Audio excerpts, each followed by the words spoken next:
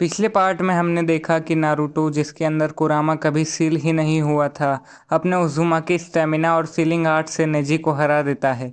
लेकिन उस मोमेंट के बाद तो उसके अंदर एक मिस्टीरियस सील एक्टिवेट होती है, एक लेगेसी जो मिनाटो और कुशिना ने उसके लिए छोड़ी थी। अब शुरू करते हैं इस अल्टरनेट कहानी का दूसरा चैप्टर, जो नारुतो की दुनिया को हमेशा के लिए बदल देगा। जैसे ही जिराया देखता है कि नारुतो के अंदर एक एंशियंट उज़ुमाकी सील एक्टिवेट हो रही है, जिराया उसे एक आइसोलेटेड ट्रेनिंग ग्राउंड में ले जाता है और नारुतो एक्साइटेड होके कहता है, तो मेरे अंदर भी एक सीक्रेट पावर है, मतलब मैं भी स्पेशल हूँ। जिराया सीरियस था और वो कहता है कि नारुतो, ये सील एक कर्स भी हो सकता है। तुम उज़ुमाकी हो, सीलिंग आर्ट्स तुम्हारे लिए ही बने हैं, लेकिन अगर तुम इसे कंट्रोल नहीं कर पाए तो ये तुम्हें ही कंज्यूम कर लेगा। और तभी से नारुतो ट्रेनिंग करने लग जाता है। ट्रेनिंग में नारुतो क्लोन्स बनाता है और चक्रा चेन्स निकालने की कोशिश करता है, जैसे कुशिना करती थी। हर बार उसके हाथ जल जाते हैं, लेकिन वो हार नहीं मानता। सास्के और गारा का मैच चल रहा होता है, स्टेडियम फुल है, क्राउड एक्साइटेड है। लेकिन तभी सैंड और साउंड निंजा एक साथ अटैक शुरू कर देते हैं और उचिमारू हिरुzen सारुतोबी के सामने आता है। गारा भी अपने वन टेल्ड फॉर्म में ट्रांसफॉर्म हो जाता है। सास्के उससे पहले फाइट करता है लेकिन हारने लगता है और तभी साकुरा को बचाने के लिए नारुतो आगे बढ़ता है। ये वो मोमेंट था जब ओरिजिनल नारुतो कुरामा के चक्रा से गामा बुंटा को सम्मन करता है, लेकिन इस अल्टरनेट वर्ल्ड में उसके पास सिर्फ अपने उज़ुमाकी लेगेसी थी। गारा फुल शुकाकू फॉर्म में था, ज़मीन हिल रही थी। नारुतो थोड़ा पीछे हटता है, लेकिन तभी उसके अंदर की सील और ग्लो करने लगती है। ब्लू चक्रा चेन्स उसके पीछे से निकलने लगते हैं, एकदम कुशिना की तरह। नारुतो हैरान हो जाता है और कहता है कि ये क्या है, ये मेरी पावर है। नारुतो क्लोन्स बनाता है, चेन्स उन्हें गार्ड करते हैं। चेन डायरेक्टली शुकाकू को बाइंड कर लेते हैं, उसके चक्रा सप्रेस करने लगते हैं। नारुतो राशिंगान बना लेता है। राशिंगान प्लस चेन्स का कॉम्बो गारा पर पड़ता है और रिजल्ट होता है शुकाकू कोलैप्स हो जाता है और गारा बेहोश हो जाता है। नारुतो उसे देखता है और कहता है कि गारा, तुम भी मेरी तरह अकेले हो, लेकिन मैं तुम्हारी तरह नहीं बनूंगा। मैं अपने अकेलेपन से जीतूंगा। पूरा कोनोहा इस फाइट को देख लेता है और लोग कहते हैं कि ये बच्चा अकेले ही अपने दम पर एक बीजू को कैसे हरा सकता है। ओरोचिमारू भी इस फाइट को देख रहा होता है और कहता है कि उज़ुमाकी चेन्स, नारुतो, तुम मुझसे छुपाया गया एक सीक्रेट हो। हिरुzen मर जाता है, जैसे ओरिजिनल स्टोरी में होता है। सास्के भी फाइट देख रहा होता है और सोचता है कि मैं तो गारा को नहीं हरा पाया, लेकिन इसने अकेले ही उसे हरा दिया। उसके दिमाग में चल रहा होता है, नारुतो, विलेज में रहकर मैं तुम्हारी बराबरी कभी नहीं कर पाऊंगा। जब ज़ेत्सु इस फाइट के बारे में पेन को बताता है, तब पेन कहता है कि एक लड़का जो बीजू को भी सप्रेस कर सकता है, या तो वो हमारी सबसे बड़ी ताकत बनेगा या फिर सबसे बड़ी कमज़ोरी। इटाची इस बात को सुन रहा होता है। वो चुपचाप सोचता है कि नारुतो, तुम्हारे अंदर एक बहुत ही बड़ा राज दफन है। ओरिजिनल स्टोरी में अकात्सुकी नारुतो को कुरामा के लिए चाहती थी, लेकिन इस दुनिया में वो उसे उसकी सीलिंग पावर के लिए टारगेट करते हैं। एक ऐसा ट्विस्ट जो सब कुछ बदल देता है। सास्के रात को अकेले ट्रेनिंग कर रहा होता है और वो सोचता है कि मैं विलेज में रुका तो हमेशा नारुतो से पीछे रहूँगा। अगर मुझे अपना बदला चाहिए तो मुझे अंधेरे को अपनाना ही होगा। नारुतो अपनी सील ट्रेनिंग कंटिन्यू कर रहा होता है और अचानक से उसके दिमाग में एक औरत की आवाज़ गूंजने लगती है। नारुतो, तुम मुझे सुन पा रहे हो? मैं तुम्हारी माँ कुशिना हूँ, लेकिन मेरे पास वक्त बहुत कम है। तुम्हें एक सच जानना होगा, ये सील सिर्फ पावर ही नहीं, ये हर बीजू के साथ तुम्हारी तकदीर को बांध रही है। नारुतो यह सुनकर सिर्फ शॉक हो जाता है। सील और तेज ग्लो करने लगती है, ज़मीन पर ब्लू मार्किंग्स फैल जाती है। अब तक नारुतो ने बिना कुरामा के भी अपनी ताकत साबित कर दी थी, लेकिन उसके अंदर छुपी सच्चाई उसे या तो दुनिया का सबसे बड़ा प्रोटेक्टर बनाएगी या सबसे बड़ा खतरा। तो गाइस, आगे की कहानी से पहले मैं आपको बता दूं कि ये एक नया चैनल है और मुझे आपके सपोर्ट की बहुत ज़रूरत है। तो प्लीज़ इस वीडियो को पूरा देखना और वीडियो को लाइक करके चैनल को सब्सक्राइब कर देना।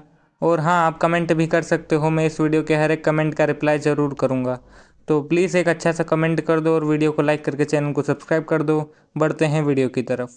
जो सील नारुतो के अंदर जग चुकी थी, उसने अकात्सुकी का ध्यान अपनी तरफ खींच लिया था। सास्के की जलन अब बहुत ही ज़्यादा बढ़ चुकी थी और ओरोचिमारू की क्यूरोसिटी बहुत ही खतरनाक ऑब्सेशन बन चुकी थी। अब टाइम आ गया है सीक्रेट्स खुलने का, लॉयल्टीज टेस्ट होने का और एक आखिरी बड़ी जंग जीतने का। सास्के का दर्द और उसकी जेलेसी अब एक फैसला बन चुकी थी। रात में वो अकेला होकागे माउंटेन के पास खड़ा हुआ और गांव की रोशनी उसके पीछे ठीक से चमक रही थी, पर उसके मन में सिर्फ अंधेरा था। उसने देखा कि नारुतो लोगों की नज़र में हीरो बन चुका है और वो समझ गया कि अगर मैं गांव में रुका तो मैं हमेशा पीछे ही रहूँगा। उसने एक फ़ैसला लिया, पावर के लिए दूर जाना, और उसी रात उसने विलेज छोड़ दिया। जब नारुतो को पता चलता है कि सास्के चला गया है, वो उसे चेस करने निकलता है और आखिर चेस करते करते वैली ऑफ द एंड में उन दोनों की फाइट होती है। लेकिन इस बार उसके पास कोई कुरामा चक्रा नहीं है और ना ही कोई रीजनरेशन है। नारुतो ने अपने सारे सेल ट्रिक्स यूज़ की, लेकिन वो सास्के को रोकने में नाकाम हो गया और आखिरकार सास्के ने विलेज छोड़ दिया। अकात्सुकी को पता चल चुका था कि नारुतो कोई नॉर्मल गेनिन नहीं है। उसकी सील बीजू को सप्रेस कर सकती है और असली पावर तो उसकी सीलिंग में ही छुपी है। अकात्सुकी धीरे धीरे अपना नया प्लान बनाती है। जिनचुरी की पकड़ना तो अब भी ज़रूरी है, लेकिन नारुतो को जिंदा पकड़ना अब उनका सबसे बड़ा टारगेट बन चुका है। जिराया नारुतो को सेज मोड सिखाता है, लेकिन इस बार कुरामा के ना होने की वजह से नारुतो और भी जल्दी सेज मोड सीख जाता है। पर असली ब्रेक थ्रू तो तब होता है जब कुशिना की आवाज़ सील के अंदर से सीधे उसके दिल से बात करने लगी। कुशिना ने बताया कि मिनाटो ने एक बॉन्ड सील क्रिएट किया था, इसका सीक्रेट हार्मोनिक बॉन्ड्स। ट्रेनिंग में नारुतो ने पहली बार अपने चेन्स को मेलोडिक पैटर्न में स्पिन करना सीखा। जब चेन्स को मेलोडिक पैटर्न में स्पिन किया जाता था तो चेन्स की बाइंडिंग पावर डबल हो जाती थी। कुशिना ने बताया कि मिनाटो का असली प्लान थोड़ा सा सेल्फिश भी था और प्योर भी। वो चाहता था कि नारुतो को एक वेपन ना बनाया जाए, बल्कि एक एंकर बनाया जाए, एक ताकत जो बीजू और ह्यूमंस के बीच एक नया बंधन बना सके। मिनाटो ने कुरामा को खुद और कुशिना में स्प्लिट किया ताकि दुनिया को एक ताकत से बचाया जा सके। उसने सोचा था कि फ्यूचर में अगर कोई वॉर हुई और टेल्ड बीस्ट थोड़े खतरनाक हो गए तो नारुतो उस सील से उन सबको बाइंड कर सकता है और उनके चक्रा को सुरक्षित कर सकता है। ये एक बहुत ही बड़ा बोझ था, पर मिनाटो को उम्मीद थी कि उसका बेटा ये कर सकता है। अकात्सुकी ने बिना कोई समय गंवाए अटैक लॉन्च कर दिए और सारे बिजूस को अपने अंडर ले लिया। इस बार नारुतो को कैप्चर करने के लिए पेन, इटाची और किसामे तीनों साथ में आते हैं। तीनों कोनोहा पर हमला कर देते हैं एक साथ। लेकिन इस बार नारुतो को प्रोटेक्ट करने के लिए सुनाडे पूरी तरह से तैयार थी। उसने सारे जोनिन्स इंक्लूडिंग माइट गाय को नारुतो की प्रोटेक्शन में लगा दिया।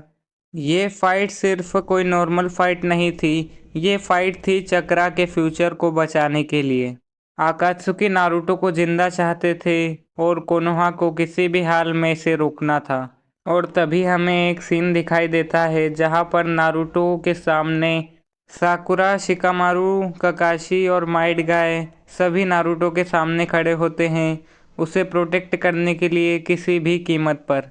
बैटल स्टार्ट होती है, सभी अकात्सुकी के मेंबर्स को रोकने की कोशिश करते हैं। माइट गाय अपने 7th गेट को खोल लेता है। शिकामारू नारुतो को बचाने के लिए स्ट्रेटजी बनाता है। ककाशी अपना मांगेक्यू शारिंगान फुल पोटेंशियल पर इस्तेमाल करता है, लेकिन फिर भी अकात्सुकी जीतती हुई नजर आ रही होती है। जैसे ही लगता है कि पूरा कोनोहा हार जाएगा, तभी एंट्री होती है सास्के की। वो इटाची से अपना बदला लेने के लिए अकात्सुकी पर हमला करता है और नारुतो के साथ साथ पूरे कोनोहा से टीम अप कर लेता है। सास्के के आने से पूरे कोनोहा की हिम्मत बढ़ जाती है और नारुतो भी अपना सेज मोड इस्तेमाल करता है और अकात्सुकी को रिट्रीट करना पड़ जाता है। इस बैटल में तो कोनोहा की जीत होती है, लेकिन ओबिटो पीछे नहीं हटता और वो 4th great Ninja war declare कर देता है।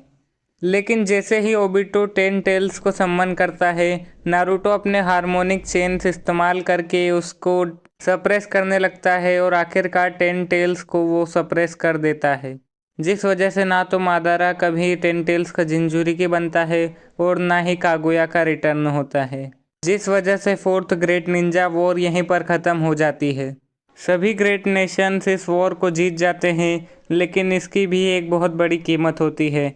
बहुत सारे सोल्जर्स मारे जाते हैं। नारुतो की बॉन्ड सील 10 टेल्स को सील करने के लिए पूरी तरह से यूज़ हो जाती है, जिस वजह से नारुतो अब हमेशा के लिए बॉन्ड सील यूज़ नहीं कर पाएगा।